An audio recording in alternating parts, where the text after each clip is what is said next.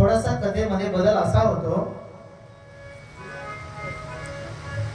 तिकडे कैलास पर्वतावरती भगवान शिवजीला असं वाटतंय आपण हर आहोत आणि हरी आता नुकताच गोकुळामध्ये जन्माला आलेला आहे, म्हणून त्याच्या दर्शनासाठी आपण गेलं पाहिजे. म्हणून भगवान शंकर जर मूळ स्वरूपामध्ये रूपामध्ये गोकुळात गेले तर त्यांच्या दर्शनाला रांगा लागतील, म्हणून त्यांनी एका जोग्याचे रूप धारण केलं. जोगी भविष्य पाहणारा असं रूप धारण केलं आणि गोकुळामध्ये प्रवेश केला आणि मग म्हणू लागले, भविष्य बघायचं का कुणाला? भविष्य, मी भविष्य बघणार आहे.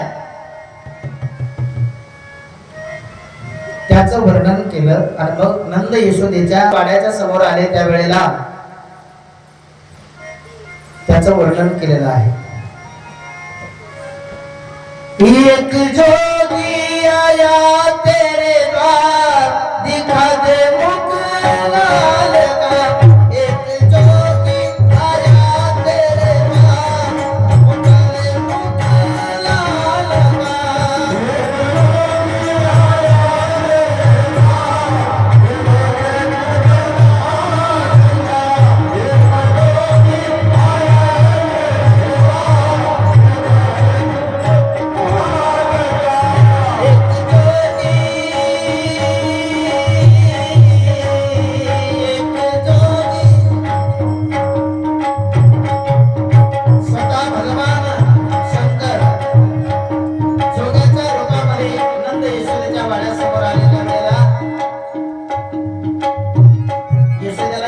आपल्या मुलाचं भविष्य आपण बघावं, म्हणून एकटी यशोदा बाहेर येऊन पाहते तर याचं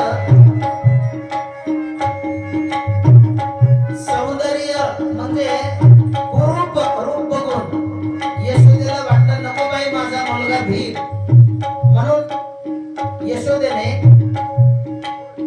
नकार दिला की बाबा भविष्य कुणाला बघायचं नाही, निघून जावा इथून तुम्ही, आमच्या घरामध्ये भविष्य पाहण्यासारखं कोणी नाही, जावा.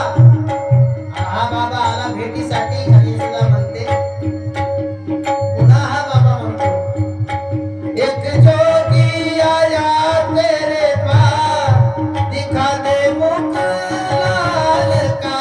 एक जोगी आया तेरे द्वार, दिखा दे मुख लाल का.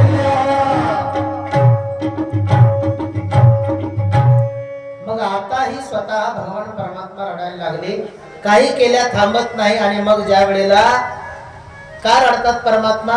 कारण आता त्यांना हराची भेट घ्यायची, हरीला हराची भेट घ्यायची म्हणून रडतात. नाईलाज होतो. यशोदा म्हणते, बाई याचं रडणं थांबत नाही, कदाचित त्या बाबाने तिकडून काहीतरी केलं असावं माझ्या कृष्णाला, म्हणून बाहेर आणलं, त्यांच्या मांडीवर दिलं, त्यांनी अलगद हातामध्ये घेतलं आणि मग दृष्टादृष्ट दोघांची झाली. याला म्हणायचं हरिहराची भेट झाली.